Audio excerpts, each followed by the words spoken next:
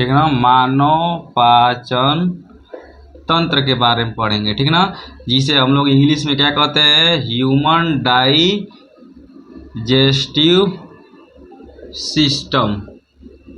देखो अब जो आपका ह्यूमन डाइजेस्टिव सिस्टम क्या होता है, ठीक है ना, पहले इस शब्द को समझेंगे, पहले इसके एक एक शब्द को समझेंगे, ठीक है ना, तब आगे चलेंगे। देखो वो मानव जो होता है, मानव हमेशा क्या, मानव में, मानव किसे कहते हैं, जब नर और मादा, नर मतलब पुरुष, नर मतलब पुरुष, और मादा, मादा मतलब महिला, मादा मतलब महिला, जब दोनों एक साथ हो, क्या हो, जब दोनों एक साथ हो तो हम लोग क्या कहेंगे, मानव कहेंगे, क्या कहेंगे, मानव कहेंगे, ठीक है ना। यानी नर को हम इंग्लिश में क्या कहेंगे, मेल कह सकते हैं, और इसको फीमेल कहते हैं, क्या कहते हैं, फीमेल कहते हैं। अब ये बताओ कि जो आपका मानव है, मानव में जो आपके नर और मादा है, क्या केवल जो नर है, क्या केवल जो नर है, या क्या केवल जो आपका क्या है, मादा है, वो आपका मानव हो सकते हैं, ह्यूमन कहला सकते हैं?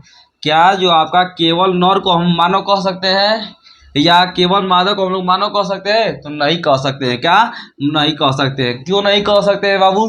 क्योंकि जो नर और क्या, क्योंकि जो नर और मादा है, ये किसको प्रदर्शित करते हैं, जो ये किसको प्रदर्शित करते हैं, तो ये किसको प्रदर्शित करते हैं बाबू, तो स्पीसीज को, जिसे हम लोग क्या कहते हैं, प्रजाति कहते हैं, क्या कहते हैं, प्रजाति कहते हैं, ठीक है ना, प्रजाति कहते हैं। और जो आपका जो केवल नर है, केवल नर है, ये किसको प्रदर्शित करता है, ये किसको प्रदर्शित करता है बाबू, तो आपका आपके जेंडर का, किसको, जेंडर का, जिसे हम लोग हिंदी में लिंग कहते हैं, क्या कहते हैं, लिंग कहते हैं। चाहे ये नर हो चाहे मादा हो, ये किसको प्रदर्शित करते हैं, तो जेंडर का, ठीक है ना, कि वो पुरुष है कि स्त्री है, ठीक है ना। आखिर में इसकी पहचान हम लोग कैसे करते हैं, जो नर है और मादा है, हम लोग इसकी पहचान कैसे करते हैं, तो जो नर का हम लोग पहचान कैसे करते हैं, तो उसके वृषण कोष से पता करते हैं, क्या, वृषण कोष से, ठीक है ना।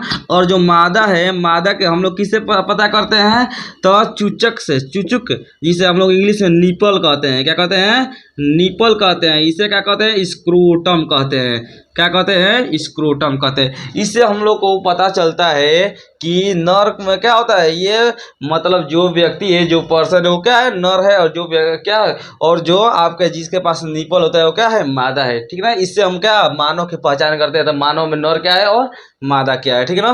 तो इसलिए हम कह सकते हैं कि जब नर और मादा जब दोनों एक साथ हो, क्या, जब दोनों एक साथ हो, यानी क्या, जब प्रजाति हो, तो उन्होंने क्या कहेंगे, मानव कहेंगे।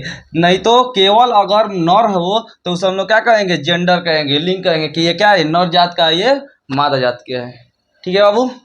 अब देखो बाबू, पाचन का अर्थ होता है बाबू पचाने वाला, क्या होता है, पचाने वाला, ठीक ना। आखिर में किसको पचाने वाला, तो भोजन का पाचन करने वाला, किसको पचाने वाला, तो भोजन को पचाने वाला, ठीक है ना। यहाँ पर किसकी बात हो रही है, पाचन तंत्र की, यानी भोजन को पाचन करने वाले तंत्र की बात है बाबू। तंत्र मतलब बाबू आपका होता है मशीन, तंत्र मतलब क्या होता है बाबू, मशीन, ठीक है ना। जैसे मान लो कि ऐसे में कोई एग्जांपल ले लो, जैसे मान लो कि आपका क्या, एक बाइक है, ठीक है, बाइक में आपका, बाइक का पाचन तंत्र कौन होगा, उसका टंकी होगा, ठीक है, जहाँ पर उसके क्या आयल का निर्माण, मतलब आयल डाला जाता है, तेल डाला जाता है, उसी से आपको क्या करते हैं, शरीर को, उसी से ना आपको, आपका उसी ईंधन से ना आपका गाड़ी चलता है। वैसे ही हमारे शरीर का सबसे महत्वपूर्ण तंत्र कौन सा है, मानव पाचन, और क्या, कौन सा है, मानव पाचन तंत्र है, जिसे हम लोग क्या क्या कहते हैं, पाचन, डाइजेस्टिव सिस्टम कहते हैं, ठीक है ना बाबू।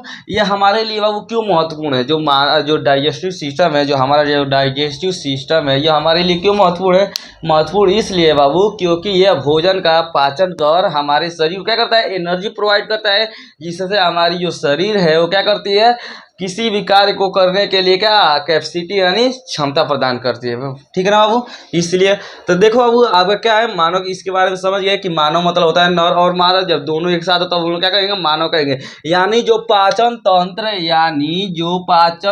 आपके नर में पाया जाएगा, वही पाचन तंत्र किस में पाया जाएगा, मादा में पाया जाएगा, यानी डिफरेंट नहीं होगा। जैसे मान लो कि जैसे नर और मादा में हम लोग का जैसे पाचन तंत्र है, वैसे क्या किसी जानवर में है, एग्जाम्पल ले लो, गाय, क्या गाय का जो पाचन अंग है या पाचन तंत्र है, वो क्या सेम हम लोगों में भी है? तो नहीं है, डिफरेंट है ना। तो इसीलिए क्या कह दिया गया, मानव यानी बस नर और मादा में जो पाचन तंत्र पाए जाएंगे वो क्या सेम रहेंगे, ठीक है ना, डिफरेंट नहीं रहेंगे। ठीक है बाबू। तब देखो मानव पाचन तंत्र को हम परिभाषा कैसे लिखेंगे कि मानव मतलब नर और मादा, पाचन मतलब पचाने वाला, तो किसको पचाने वाला, तो भोजन को पचाने वाला, तंत्र मतलब होता है मशीन, अर्थात अर्थात तो इसका परिभाषा कैसे लिखेंगे, अर्थात परिभाषा हम लोग कैसे लिखेंगे कि मानव शरीर में, किस शरीर है, तो मानव शरीर में भोजन को भोजन को पचाने वाले भोजन को पचाने वाले मानव शरीर में भोजन को पचाने वाले पाचन अंगों के समूह को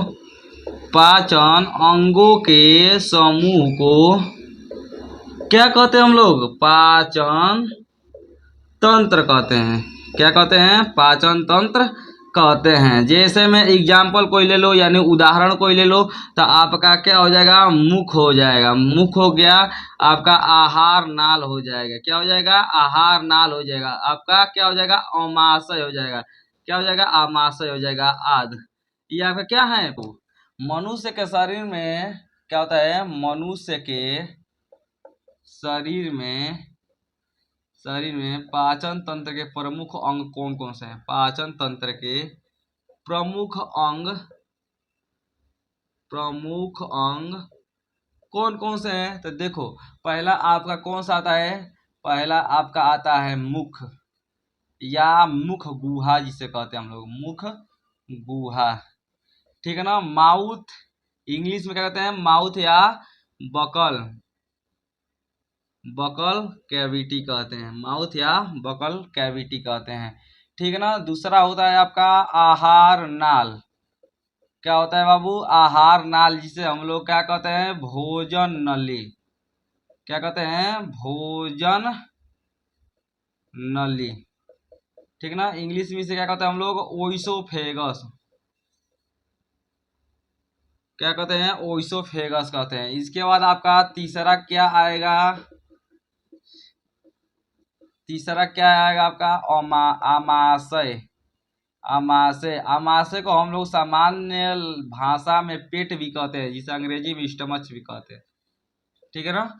इसके बाद आपका चौथा पाचन अंग कौन सा है, तो ग्रहणी आती है बाबू, ग्रहणी, जिसे हम लोग क्या कहते हैं, डोडूनम, ठीक है ना।